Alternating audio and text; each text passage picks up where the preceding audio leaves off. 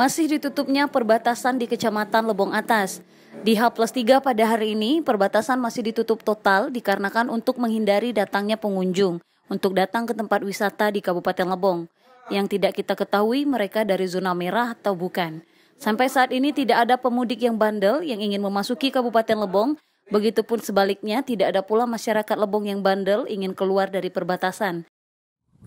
Terhitung mulai tadi pagi ya, jam 8 sampai jam 11 ada kurang lebih 8 kendaraan sekitar 2 yang sudah kami putar balik.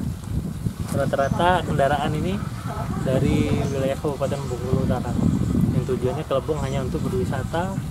Kalau masyarakat Lebong rata-rata yang ingin keluar, karena memang sebelumnya mungkin sebelum ditutupnya Kabupaten Lebong ini kemarin sudah sempat duluan di sini ya. Jadi tadi ada yang keluar tapi setelah kita tanyakan dia ingin pulang ke Bengkulu Utara, nggak pulang lagi ke Lebong gitu.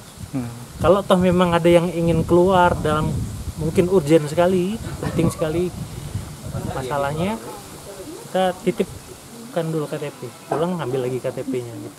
Tim Liputan Lebong TV melaporkan.